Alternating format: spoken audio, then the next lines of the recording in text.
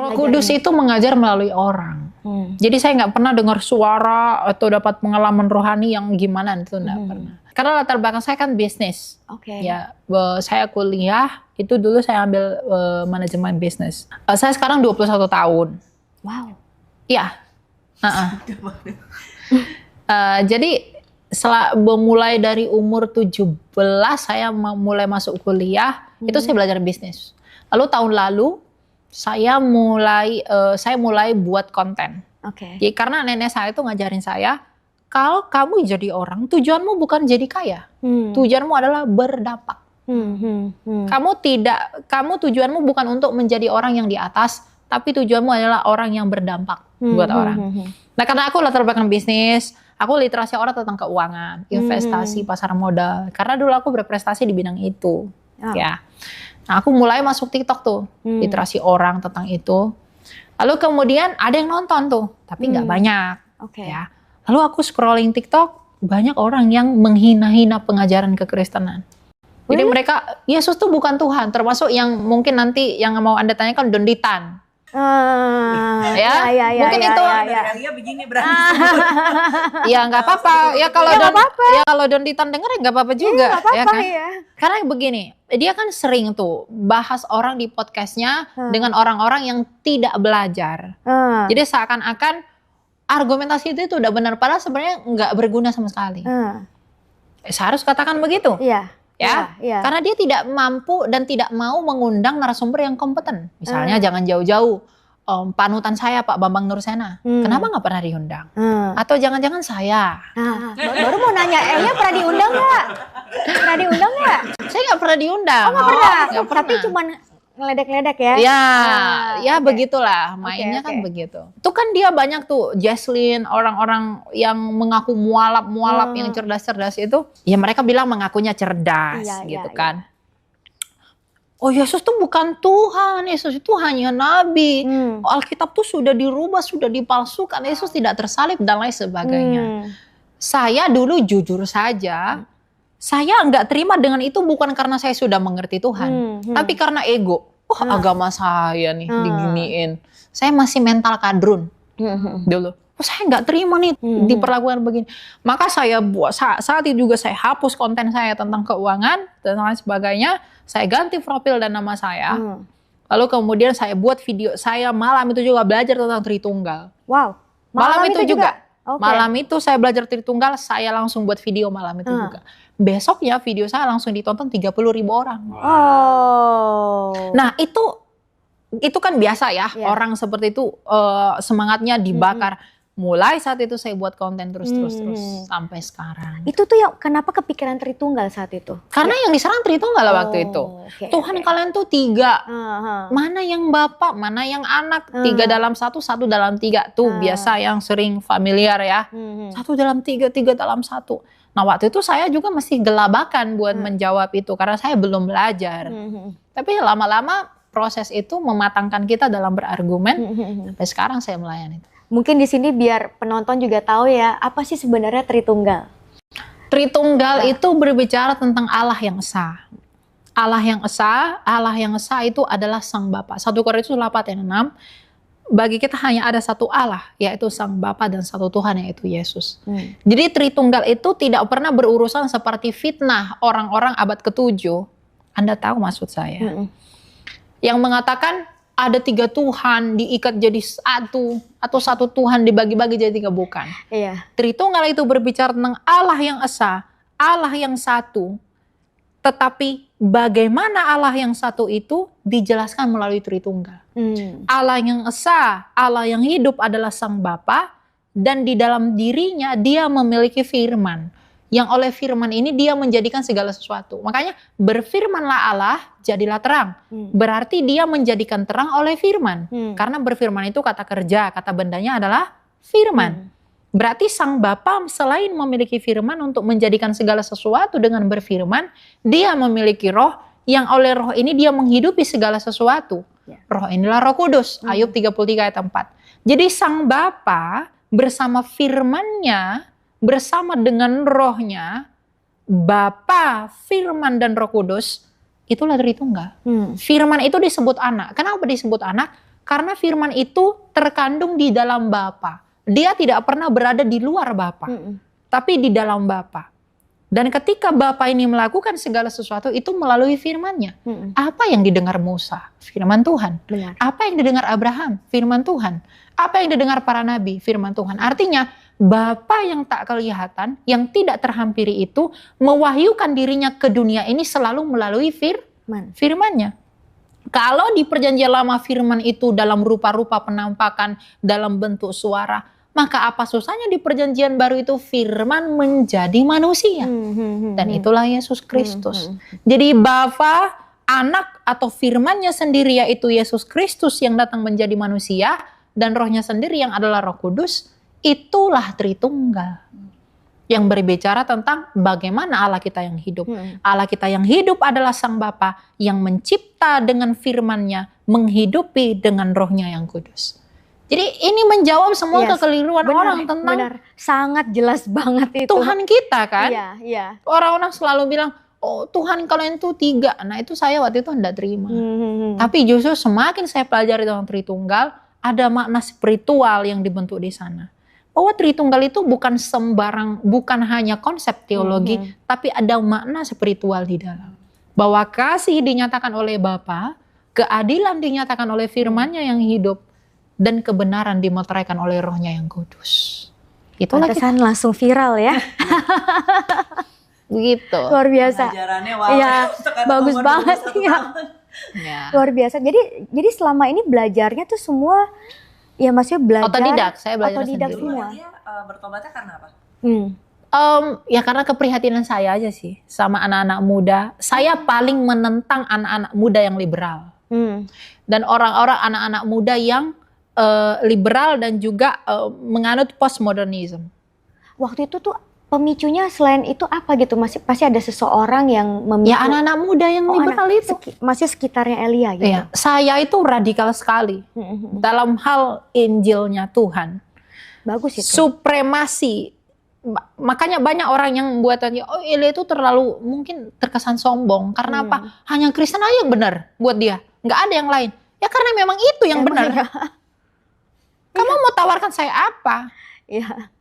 Ada teman saya yang pernah berkata begini, kamu itu sebenarnya jahat tahu katanya. Kenapa saya jahat? Kenapa hanya Tuhanmu yang kamu aku yang benar? Kenapa kami ini berarti menurutmu nggak selamat? Justru karena saya kasihan sama kamu, maka saya injil kamu. Kamu boleh nggak kasih satu aja dari agama manapun yang bisa menyaingi apa yang dilakukan oleh Kristus saya? Satu pun. Nggak ada kan? Kamu bisa nggak kasih satu pribadi yang telah mati dan bangkit selain Yesus? Ya. Nggak ada. Coba kamu kasih satu yang lebih bijaksana dari Yesus kami. Coba hukum yang paling agung di luar Kristus ada nggak? Kalau kamu mungkin buat jahat, balas jahat apa, itu udah biasa di agamamu. Tapi itu tidak berlaku bagi kami. Bahkan Tuhan kami mengatakan musuh harus dikasihi. Ada nggak yang lebih agung dari sini? Kalau kamu bisa tunjukin, saya mengakui itu. Jadi kalau saya begitu mengagungkan Tuhan saya, dan saya memberitahu ini kepada kamu dan kamu sakit hati, itu kebodohan kamu. Melayani Tuhan, pelayan itu ya budak. Iya, benar. Iya kan? Kenapa hamba Tuhan lebih kaya daripada jemaatnya? Sebenarnya begini, kekayaan itu tidaklah suatu hal yang salah. Mau orang kaya sih, mau hamba Tuhan juga kaya nggak apa-apa. Tapi kesederhanaan orang itu yang penting. Justru kesederhanaan itu diukur ketika dia punya sesuatu. Benar. Tuhan Yesus punya semuanya. Kita bisa mengatakan dia sederhana karena dia tidak menganggap kepunyaannya itu. Ketika dia seharusnya bisa berkata, aku bisa hancurkan bumi, tik. Aku bisa membuang kamu, menciptakan yang baru. Seharusnya dia bisa berkata seperti itu. Tapi karena kasihnya, dia menjadi sederhana oleh hal-hal itu. Dia datang menjadi manusia, makanya dalam Filipi dikatakan, yang walaupun dalam rupa Allah, ia tidak menganggap kesetaraan dengan Allah. Nah pertanyaannya, kenapa hamba Tuhan lebih kaya daripada jemaatnya? Kalau mereka kaya ya silakan saja. Tapi gaya hidup yang hedon, pamer, ya kan, mereka pergi jalan-jalan ke sini, apa pamer, posting, apa segala macam. Itu kan menyandung jemaat-jemaat yang tidak dapat makan, masih susah makan, misalnya begitu. Ya itu yang nggak boleh. Kalau saya personally nggak senengnya tuh kalau udah kayak begitu, gaya hedonnya ditunjukin terus pakai ayat-ayat di bawahnya itu membenarkan tuh. Ya. Kayaknya munafik sekali ya gitu ya. Ya. Tapi ya saya tidak itu salah atau enggak sih? Saya juga bingung gitu. Itu salah. Jadi begini. Orientasi atau tujuan manusia untuk hidup di dunia ini bukan untuk kemakmuran itu. Makanya Injil kemakmuran adalah Injil yang paling bodoh sepanjang sejarah. Jadi orang-orang yang menganut Injil atau teologi kemakmuran itu sedang di dalam pengawalan serigala yang buas. Makanya kalau misalnya populer sekali. Gembalanya ngomongnya kemakmuran, berkat-berkat. Kemakmuran mulu, tinggalkan. Udah. Gereja itu adalah tempat di mana dosa kita ditelanjangi. Kalau itu malah ditutupi, kemudian diajarkan ikut Tuhan, kamu pasti diberkati, kamu pasti, Tuhan nggak pernah menjanjikan pasti begitu. Lalu kamu siapa? Kamu pasti begini, kamu pasti begini, kamu pasti begini. Nah, itu mulai tidak sehat. Yang ada kita harus pikul salib ya. Harus begitu. Tiap hari. Ya, jadi apakah hamba Tuhan boleh kaya? Boleh-boleh saja. Tapi dia memanfaatkan karena gini, kekayaannya itu pun bisa didapatkan karena kasih jemaatnya. Tapi apakah dia menggunakan kekayaannya itu untuk menolong sesamanya? Dia kan tentu sudah punya hikmat ya. Harusnya uang yang digunakan untuk membeli barang yang seperti apa misalnya bisa dipergunakan untuk apa. Memang itu haknya dia. Tapi kasihnya dan nuraninya harusnya menuntun dia untuk berbuat yang lebih berdampak bagi kemuliaan Allah. Bukan untuk kesenangan dirinya. Apalagi dengan kalau kita tahu tentang buah-buah roh kan harusnya kita harus punya self control. Iya, penguasaan diri dan lain sebagainya gitu. Jadi kekayaan itu tidak salah. Tapi bagaimana kita menggunakan itu dan mendapatkan itu yang penting untuk diketahui. Karena dari ketika orang punya sesuatu, disitulah kesederhanaannya diuji. Benar. Kalau dia nggak punya apa-apa, gimana dia bisa dikatakan sederhana? Orang yang mengatakan ketika kamu memberi, kamu akan diberkati, kamu akan lebih banyak mendapatkan. Langit dibuka. Memang ada ayat Alkitab yang berkata orang akan menuai sebanyak apa yang dia tabur. Ya, itu benar ya. Tapi itu benar. Tetapi begini, apa pentingnya kamu memberi kepada Tuhan lalu kamu berharap lebih banyak sedangkan kamu mengembalikan apa yang sebenarnya bukan milikmu? Itu namanya itu kan tidak sopan ya. Saya mendapatkan semua yang di tangan saya itu kan atas perkenanan Tuhan. Benar. Ingat loh, tidak semua Tuhan izinkan orang yang memperoleh segala sesuatu belum tentu dia izinkan untuk menikmatinya. Banyak orang punya banyak duit, banyak dan lain sebagainya, tapi belum tentu ya Tuhan izinkan menikmatinya. Jadi semuanya adalah memang anugerah Tuhan. Jadi kalau kamu memberi, jadi ketika pendeta berkata seperti itu, lalu orang berbondong-bondong dengan maksud yang sama, dia memberi semuanya kepada pendeta dengan harapan pendetanya kenyang, dianya tidak kenyang. Nah itu kalau kayak gitu salahnya pendetanya atau jemaatnya tuh? Ya itu salah pendetanya. Ya, dia menuntun jemaatnya untuk memberi kepada pendetanya dengan motivasi yang salah. Benar. Padahal prinsip memberi itu 2 Korintus 9 ayat 7, berilah menurut kerelaan hatimu, bukan dengan paksaan. Bukan dengan motivasi yang lain-lain. Benar. Jadi siapapun memberi, silakan dia memberi menurut takarannya kepada Allah sesuai dengan apa yang dituntun oleh hati nuraninya. Berarti selama ini nih jemaat banyak yang dibodoh-bodohi. Bodoh-bodohi. Jadi ketika kamu harus beri sekian, kamu dilipat gandakan apa segala macam, dia tidak diajarkan prinsip memberi yang benar. Karena memberi itu adalah kesadaran kamu sejauh mana syukurmu kepada Allah. Kalau kamu memberi dengan berharap banyak kembali, itu berarti kamu tidak mencintai Kristus. Tapi kamu mencintai apa yang kamu punya agar kamu berharap lebih banyak lagi dapatnya. Tapi kalau kamu memberi banyak buat Kristus karena kamu tahu bahwa dia telah berkorban bagi kamu, itulah cinta yang sejati. Sebagaimana Allah Sang Bapa telah memberikan putranya yang adalah kekayaannya yang terbesar kepada dunia ini sebagai tanda cintanya. Maka kita pun harusnya begitu. Persembahan yang hidup adalah hidup kita. Penyembahan yang hidup adalah hidup kita. Roma 12.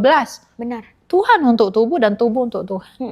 Itu harusnya yang benar. Dan kita harus berproses menuju itu. Bahkan saya pun Ucapan itu berlaku buat saya juga.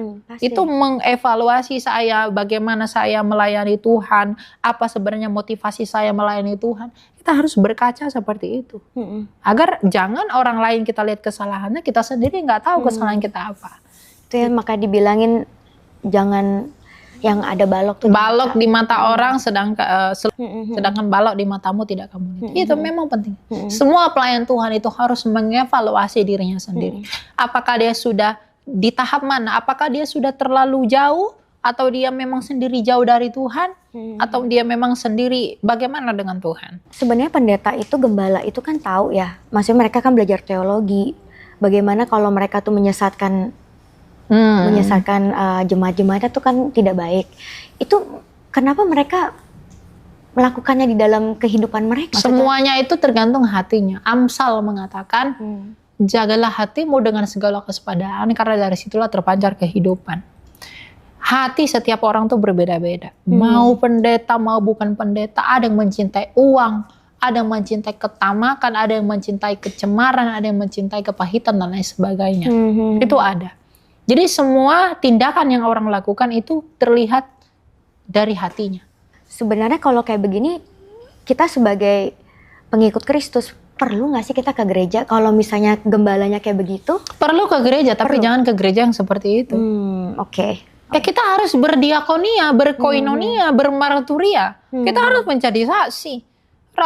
Penulis surat Ibrani berkata, jangan kamu membiasakan untuk menghindari pertemuan-pertemuan jemaat. Kita harus bersekutu agar kita mengerti kasih Allah yang adalah relasi dinyatakan dalam persekutuan. Ya, benar. Kan kita gereja itu tubuh, bukan individu. Itu universal. Kayak mempelai perempuan itu bukan hanya satu. Mempelai perempuan adalah seluruh gereja semesta dengan Kristus sebagai mempelai laki-laki. Ya harusnya saling mengkoreksi. Cuma sekarang ini ketika kita bernarasi seperti ini, ada orang-orang yang saya tidak tahu entah alasan apa mereka mengatakan, wah kamu kenapa berkata seperti itu, kita tidak boleh menghakimi, kita tidak boleh begini. Apakah dengan mengatakan sampah itu kotor saya menghakimi? Enggak.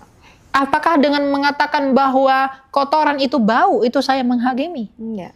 Jadi ketika ada pengajaran yang tidak sesuai dengan mandat Kristus, lalu saya nyatakan bahwa itu salah, apakah saya sedang menghakimi? Enggak. Kadangkala orang mengatakan, oh kamu berhak menghakimi, itu karena ketidakrelaannya untuk melepas apa yang dia anggap benar. Padahal salah. Jujur aja. Iya, benar ya kan? itu. Iya. Jadi banyak orang ketika saya mengatakan hal seperti ini, lalu wah kamu nggak boleh harusnya begitu, kamu begini-begini. Padahal dia sendiri tidak mau mengkoreksi dia seperti apa. Saya pun begitu. Ya. Karena memang banyak pandangan teologi, tapi kan semuanya kita tahu sebatas mana kita mengujinya kan. Begitu. Kenapa Kak Elia nggak mau ngambil sekolah teologi? Saya rencananya ada mau ngambil sekolah teologi, tapi saya harus menyelesaikan ini dulu. Gitu. Ada beberapa hamba Tuhan yang mengusulkan saya, dan saya dimuridkan oleh mereka memberi saya usul demikian. Tapi kan semua harus diselesaikan tertib ya, satu persatu. Ini sekolahnya masih lama? Apa kuliahnya masih lama? Ya sekitar 3 tahun lagi. Karena begini, penginjilan saya membuat saya dalam tanda kutip terlunta-lunta. Jadi saya 4 kali pindah kampus. Oh. Iya, karena saya di kampus yang ini dipersekusi. Di kampus yang ini dilemparin. Karena ini? Iya, karena ini. Wow, sampai mempengaruhi. Ya mempengaruhi, tapi juga, itulah harga yang harus dibayar. Oh, ternyata mereka nonton juga. Mereka nonton juga. Oh. Bahkan dosen saya sendiri menyerahkan saya loh. Wow. Dia yang bocorin identitas saya. Ini saya tak perlu sebut, tapi kalau Anda tonton, percaya Yesus. Iyalah, percaya dong sama Yesus, harus. Berkau diampuni gitu ya. Kenapa nggak sekaligus aja ngambil teologi sambil berjalan? Waktunya, manajemennya itu yang susah nanti. Ya. Itu karena saya berpikir begini, saya tidak tahu kapan saya mati. Ya. Jadi saya harus sekolah sambil melayani Tuhan. Ya. Kita nggak tahu kan? Ya, itu benar. Kapan kita mati gitu. Jadi saya memaksimalkan waktu. Elia ini kelihatannya nih on fire terus nih. Gimana cara fire itu terus berapi-api terus terus nyala? Kamu harus melalui penderitaan. Jadi penderitaan itu yang terus. Penderitaan itu yang membuat gini. Ketika saya menderita, nggak ada yang diam dengan saya. Ya. Hanya Tuhan. Ketika saya harus lari ke sini, saya harus pergi ke sini. Memang ada orang pertolongan yang Tuhan berikan melalui orang-orang, tapi mereka tidak tahu apa yang sebenarnya saya hadapi. Saya hanya berharap kepada Tuhan saja. Saya hanya bilang, Tuhan saya begini, bukan karena saya melakukan hal yang jahat. Saya bukan, I'm not criminal. Saya bukan penjahat. Tapi karena namamu, aku merasakan ini, dan ini sesuai dengan apa yang engkau sudah nyatakan. Berbahagialah kamu yang ditolak oleh karena namaku dan lain-lain. Aku malah disebut berbahagia. Apakah aku tidak bisa oleh karena iman, tetap harus menyala karena janji itu. Jadi kenapa tetap on fire dan lain sebagainya. Itu bukan karena saya yang gimana, tapi itu karena kasih karunia Tuhan. Menetapkan bara api itu dalam hati kita. Karena apa? Karena kalau saya tidak on fire lagi, artinya saya menghilangkan pengalaman saya dengan Tuhan, apa yang saya lalui. Saya memang tidak sempurna, tapi saya merasakan bahwa Dia itu hidup. Makanya saya bilang, mengetahui Tuhan dengan mengenali Tuhan, itu dua hal yang berbeda. Beda. Mengenali Dia adalah mengalami Dia. Saya tidak mengalami penglihatan yang gimana gitu ya. Tapi saya harus berjalan sendiri. Saya berdoa sama Tuhan, saya minta pertolongan Tuhan. Bahkan saya berani mengatakan, saya rela mati demi Tuhan meskipun saya tidak sempurna dalam perlakuan saya dalam hidup ini. Tapi mulut saya berani mengaku seperti itu. Itu pasti bukan dari daging saya. Tapi dari roh yang ada di dalam saya yang diberi oleh kasih karunia Tuhan. Jadi bukan karena hasil usaha saya bisa berapi-api. Tapi karena Tuhan masih berkenan, Tuhan bermurah hati, dan bahkan lebih jauh Dia berbelas kasih kepada saya yang hina, yang tidak berguna. Saya mengatakan saya tidak berguna, tapi bejana yang bagaimanapun di tangan Tuhan bisa menjadi periuk yang indah. Kalau Dia mau dibentuk. Yang penting mau dibentuk. Tergantung di tangan siapa kan? Kan Dia potternya kita. Betul. How much time in a day you spend time with the Lord? Sorry, aku bingung bahasa Indonesia. Oh, udah tahu, oke. Berapa banyak waktu yang aku habiskan dengan Tuhan setiap hari? Enggak tentu. Karena saya begini, karena kadang saya tiduran aja gitu kan. Saya scroll TikTok. Lihat orang yang membara, berapi-api, tapi semangatnya melawan Yesus. Saya bisa nangis 2 jam. Saya bisa sampai gitu-gitu. Karena aduh kasihan banget nih orang gitu. Sekarang saya melihat hal yang sedikit menyentuh aja, saya jujur aja sama Tuhan. Kadang saya berdoa tuh sambil tiduran, tapi saya sambil menangis. Saya nggak tahu, saya selalu menangis. Karena mungkin Elia merasakan apa yang Tuhan rasakan. Bukan masalah karena saya merasakan apa yang Tuhan rasakan, tapi saya berpikir, I'm standing here, saya berdiri di sini, itu karena Dia ada, gitu loh. Makanya saya katakan, bagaimana caranya kamu bisa teguh di dalam iman? Kamu harus dibakar dulu. Emas itu semakin murni ketika dia dibakar terus-menerus. Maka ketika saya mendapatkan penganiayaan, saya diperlakukan tidak adil, saya diolok-olok, saya dihina dan lain sebagainya, saya bilang sama Tuhan bahwa terima kasih Tuhan, ini adalah caramu memurnikan saya. Kalau tidak itu saya lalui, tidak mungkin saya punya iman seperti yang sekarang. Untuk bisa bertahan kan? Gak bisa semua orang bertahan. Makanya pertahanan saya itu karena kasihnya Tuhan. Jadi berapa banyak yang saya habiskan setiap hari sama Tuhan itu nggak tentu. Kadang saya mendoakan pokok tertentu singkat saja, nggak lama-lama. Kadang saya perjamuan sendiri, gitu. Tapi selalu involve Tuhan dalam kehidupan Elia sehari-hari. Mungkin lagi lihat TikTok tapi sambil ngobrol sama Dia gitu ya. Ya kadang selalu diingatkan. Enggak yang tiap hari Tuhan mulu begitu. Lihat apa Tuhan enggak. Iya. Tapi ada waktunya. Iya. Kadang sebelum tidur saya buka TikTok dengar orang berapologet begitu. Saya senang. Ada yang orang-orang kecil ngomong Tuhan tuh saya senang. Ada apologet yang baru muncul tuh saya senang. Gitu. Jadi saya mengingat kembali apa yang udah saya lalui. Meskipun sebenarnya ya, tapi kan pengalaman hidup orang beda-beda. Mungkin bagi orang, apa yang kamu udah lalui itu, gitu kan. Tapi bagi saya itu something yang besar. Karena saya mengalami satu-satunya anak berusia 19 tahun yang didemo di Republik ini hanya saya. Gak ada. Sejak berdirinya negara ini yang didemo anak umur 20 tahun itu hanya saya. Itu pun bukan karena kejahatan saya. Tahu nggak demo itu begini tuh apa? Penjarakan Elia Myron. Hah? Di MOI. Serius? Di MOI? Iya di MOI. Waktu saya demo dengan Dr. Richard. Saya kan pernah podcast dengan Dr. Richard. Tahun berapa? Tahun lalu. Masa? Saya podcast dengan Dr. Richard. Ada yang demo? Saya di demo. Wow. Saya penjarakan. Deddy Corbuzier juga. Masa? Dia bahas saya kan di YouTube-nya. Tadi Ya Deddy Corbuzier juga kan bahas saya pernah di YouTube-nya dia gitu. Di bahas demo? kamu tapi nggak pernah Di manggil demo. kamu, kan? Marahin. Oh, maksudnya manggil kamu? Oh enggak. Enggak kan? Ya Om Deddy percaya Yesus lagi. Enggak ada gunanya yang di luar Kristus. Kayaknya Itu pernah demi terjadi. popularitas deh kayaknya dia. Saya nggak tahu kalau masalah itu ya, itu urusan dia. Yang penting saya fokus sama jalan aja. Pesan buat anak-anak muda adalah saudara-saudara yang terkasih ya, anak-anak muda yang Anda harus tahu bahwa Tuhan itu tidak pernah berkarya tanpa arti. Benar. Salib Kristus, Injilnya Kristus, dan pribadi Kristus itu tidak boleh dipisahkan. Maka untuk menjunjung tinggi Tuhan Yesus, kita harus mau menginjili. Menjunjung tingginya itu dengan apa? Melakukan apa yang dia cintai. Apa yang Tuhan cintai? Semua orang diselamatkan. Bagaimana orang diselamatkan? Mendengarkan Injil. Jadi anak muda sekarang itu, ini bukan lagi waktunya kita anak muda Kristen untuk berpikir sama dengan dunia. Mungkin Anda berpikir bahwa, aduh kalau aku memberitakan Yesus nanti aku dijauhi teman-temanku dan lain-lain sebagainya. Apakah artinya penolakan manusia kalau Allah menerima kamu? Ya, kadang orang-orang itu takut kehilangan hal-hal dunia ini karena dia memperjuangkan kebenaran Tuhan. Tapi satu hal yang pasti, ketika kamu berada di gerbang kematian, ketika kamu berada di gerbang kuburan, ketika kamu hampir di dalam detik-detik kematianmu dan kamu melihat ke belakang apa yang kamu lakukan, bukankah semuanya itu sia-sia? Ya.